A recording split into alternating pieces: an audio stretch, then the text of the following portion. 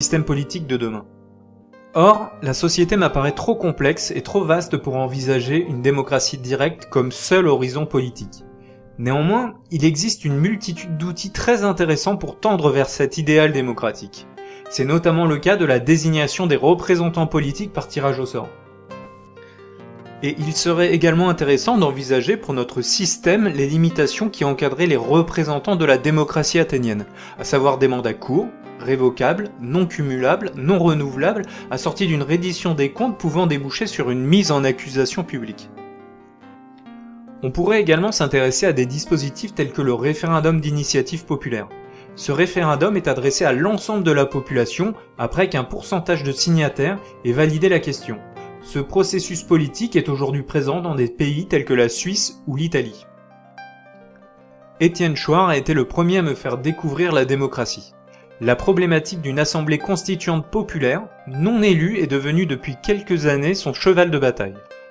Après avoir milité contre la Constitution européenne en 2005, Étienne Chouard s'éveille politiquement et décide d'analyser les causes des injustices sociales en reprenant une devise d'Hérodote, « Rechercher la cause des causes ».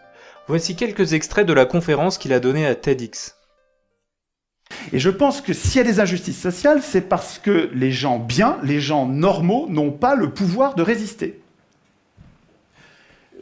Tous ces gens qui résistent et que je connais, tous ces militants, ils résistent, ils passent toute leur vie à se bagarrer, ils ne changent rien. Comment ça se fait? Parce que leur impuissance politique leur interdit d'agir. Mais d'où elle vient, cette impuissance politique? Pour ce que j'en analyse, je pense que cette impuissance politique vient de la Constitution, du texte qui fait que les élus ne sont pas révocables, ils n'ont pas de compte à rendre, on ne peut pas choisir nos candidats, on n'a pas de référendum d'initiative populaire. De notre initiative, nous ne pouvons décider de rien. La monnaie, on la laisse privatiser parce que dans la Constitution, il n'y a rien pour obliger au fait qu'elle soit publique, etc., etc. Je n'ai pas le temps de développer, mais dans la Constitution, toutes nos impuissances sont programmées, ça ne vient pas du ciel, c'est écrit quelque part. Alors, j'essaye toujours de comprendre quelle est la cause des causes, quelle est la cause de cette cause. Qu'est-ce qui fait que, partout dans le monde, toutes les constitutions programment l'impuissance des peuples? C'est pas un complot, ça peut pas être un complot, pas tout le temps et dans tous les pays. C'est pas ça, c'est autre chose. C'est un processus universel qui doit avoir une cause universelle.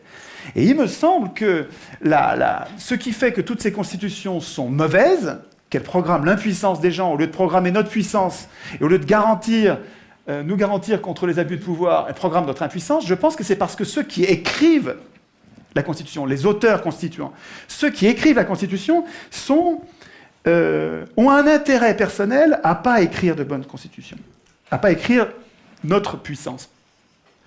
Et ils sont jugés partis, ce sont des professionnels de la politique. Et cette cause-là, là on est proche de la cause des causes. C'est pas leur faute, c'est pas eux qui sont des pourris, c'est nous qui les laissons écrire. Pour comprendre l'importance de cette erreur, il faut que je rappelle qu'est-ce que c'est qu'une constitution. Les peuples, nous, depuis longtemps, depuis 2500 ans, avons besoin de mettre au-dessus de nous des représentants pour produire et appliquer un droit écrit qui nous protège contre l'arbitraire des plus forts. Donc ces gens-là sont très utiles, évidemment. Ils produisent un droit dont nous avons besoin pour pacifier notre société. Mais en même temps, ils sont très dangereux. C'est-à-dire que si jamais ils se mettent à abuser, s'ils se mettent à servir les intérêts d'une caste au lieu de servir l'intérêt général, ou s'ils se mettent à abuser du pouvoir en devenant fous, puisque le pouvoir les rend fous systématiquement. Oui, ça fait 2500 ans qu'on sait ça, quoi. Hein. Le pouvoir rend fou, tous les pouvoirs ont une tendance à abuser. Toujours. Montesquieu. C'est comme une loi physique implacable. Et il y a une idée géniale pour nous protéger de ça, c'est la Constitution. Alors la Constitution, qu'est-ce que c'est? C'est un texte qui est au-dessus des pouvoirs et qui ne sert pas du tout à organiser les pouvoirs. Les pouvoirs n'ont pas besoin de nous pour s'organiser, pas du tout. La Constitution, tous les citoyens devraient savoir ça. La Constitution, ça sert à affaiblir les pouvoirs. Ça sert à inquiéter les pouvoirs pour nous protéger, nous. Nous protéger, nous, contre les abus de pouvoir. Mais attendez, si les représentants doivent craindre la Constitution, il ne faut pas qu'ils l'écrivent eux-mêmes. Ben sinon, s'ils l'écrivent eux-mêmes, ils vont programmer leur puissance et notre impuissance. Enfin, un enfant comprend ça. Donc l'idée centrale, mais vraiment c'est une idée essentielle, c'est que c'est pas aux hommes au pouvoir d'écrire les règles du pouvoir, et c'est pas à eux, il faut pas attendre que ce soit eux qui renoncent à écrire le pouvoir, ils renoncera jamais, la solution elle viendra pas d'eux, elle viendra de nous, c'est à nous de leur interdire d'écrire les constitutions. Ça c'est vraiment l'idée, à mon avis, l'idée essentielle qui nous manque.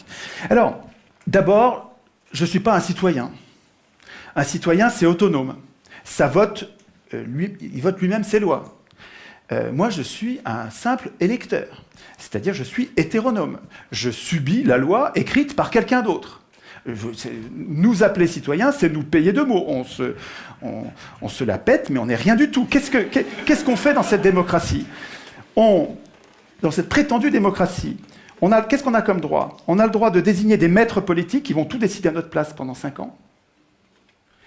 On les désigne parmi des gens qu'on n'a même pas choisis. En plus, c'est les plus riches qui les choisissent. Et quand dans le cas éventuel où ils nous trahissent au dernier degré, on n'a pas le moindre moyen de résister. Alors c'est vrai qu'on a la liberté d'expression, mais absolument sans aucune force contraignante. C'est-à-dire qu'on a le droit de blablater, si ça n'a pas d'effet, on a le droit. Dès que ça change quelque chose, c'est un massacre. Et nous appelons ça démocratie. C'est notre faute. Nous devrions faire la grève de ces momentaires. Nous devrions refuser d'appeler démocratie ce qui est son strict contraire. Nous participons à notre impuissance politique en acceptant d'appeler démocratie ce qui est la négation même de nos droits. C'est-à-dire que quand on accepte d'appeler ça démocratie, on n'arrive même pas à formuler la solution. On a besoin de la démocratie, mais on n'arrive pas à le dire puisque le mot est pris par son contraire. C'est génial d'avoir inversé les mots. C'est du Big Brother, absolument. Hein. Ça ne s'est pas passé par hasard. C'était pas bien au début, en 1789, quand ça a commencé il y a 200 ans, et puis ça s'est pas dégradé, c'est pas du tout ça.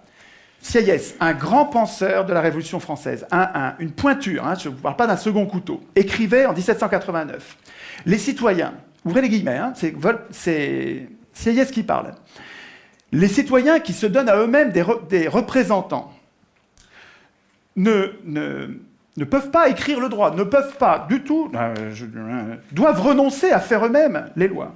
Ils n'ont pas de volonté particulière à imposer.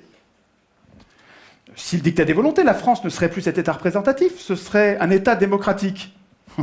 Le peuple, c'est toujours du Sieyès, hein, le peuple, je le répète, dans un pays qui n'est pas une démocratie, et la France ne saurait l'être, le peuple ne peut parler et ne peut agir que par ses représentants. Attends, ce gars-là n'était pas un démocrate.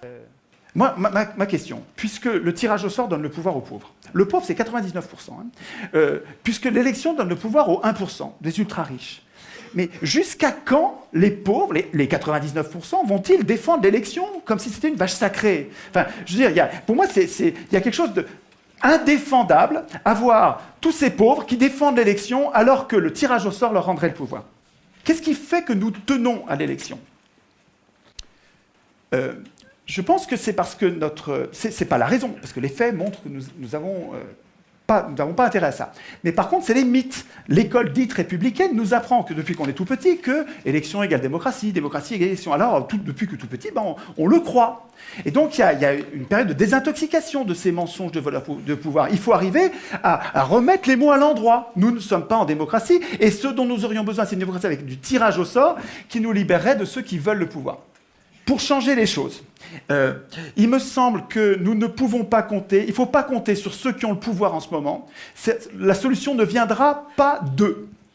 La solution, elle viendra des gens normaux, des gens simples, des gens qui ne veulent pas de pouvoir. Et là, il faut que vous connaissiez cette pensée d'Alain, qui est un penseur formidable, à connaître absolument, qui disait « Le trait le plus visible de l'homme juste est de ne point vouloir du tout gouverner les autres.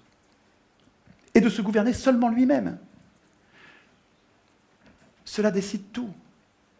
Autant dire que les pires gouverneront. Si les gens bons ne veulent pas gouverner, et qu'on donne le pouvoir, comme dans le gouvernement représentatif, à ceux qui le veulent, les pires gouverneront. Ce piège, qui est désespérant d'Alain, Alain, il a raison quand il dit ça, il a raison dans le gouvernement représentatif. Parce que tant qu'on donne le pouvoir à ceux qui le veulent, tous les gens qui sont justes, qui sont bons, qui ne veulent pas du pouvoir, on ne les aura pas. Alors que On peut sortir de ce piège de cette tenaille, je pense, avec une vraie démocratie. Une vraie démocratie où vous donnez le pouvoir à n'importe qui. Et les meilleurs d'entre nous sont parmi ces n'importe qui ne veulent pas du pouvoir. C'est la démocratie qu'il nous faut. Mais c'est à nous de le vouloir. Il ne faut pas attendre que nos élus le veuillent. Ils ne le voudront jamais. Les élus, ils ne veulent pas la démocratie. Ça les foutrait au chômage, la démocratie. Le tirage au sort, à Athènes, il donnait un tout petit peu de pouvoir, pas longtemps, et jamais 2 fois de suite, avec plein de contrôles qu'il faudrait prendre le temps d'expliquer, ce qui fait que les Athéniens, ils donnaient ce petit peu de pouvoir pour le garder pour eux. Ce n'est pas les tirés au sort qui votaient la loi. Les tirés au sort, ils faisaient la police, ils faisaient la justice, donc ils appliquaient les lois, ils faisaient les préparations des lois, parce que les Athéniens, en assemblée, ils ne pouvaient pas préparer les lois. Et parce que les représentants étaient affaiblis par le tirage au sort, les citoyens avaient la garantie qu'il restait le souverain. Il ne faut pas craindre le tirage au sort. Nous serions, nous tous, bien plus puissants avec un système de tirage au sort qui ferait que nos représentants restent nos serviteurs et ne pourraient pas devenir nos maîtres. Je vous remercie d'avoir suivi cet épisode. Retrouvez-moi sur Facebook et éventuellement sur Tipeee. Les sources sont indiquées en commentaire. Ne pas railler, ne pas déplorer, ne pas maudire, mais comprendre. À bientôt.